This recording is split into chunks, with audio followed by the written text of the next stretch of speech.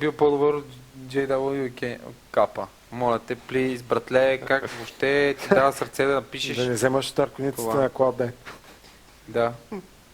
Тия пичове там са такива скандални. На боли. Скандални олигофрени. Как му? Брат, само като чуеш Шон Гирс и си представям най-мазния американец на света и го виждам и той е същото това, каквото си го представям, брат, разбираш? Супер Шон Гирс, брат. Това е точно най-тъпото американско име. Брат, мога да го храна, без въобще не съм гледал един мач на толкова кълъв.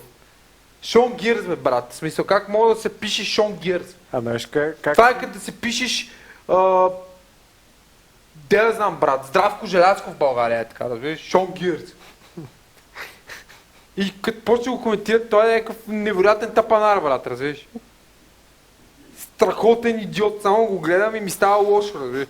Направо пускате и става лошо. Мак не се смей. Слушай ме. Шон Гирс, бе, брат. Брат, ако искаш още един път го кажи това име. Ма направо като го чуя и повръщам, разбираш. Шон Гирс. Е така, Шон Гирс и аз... Шон Гирс. И направо ми идва да изключа там, каквото съм пуснал, разбираш.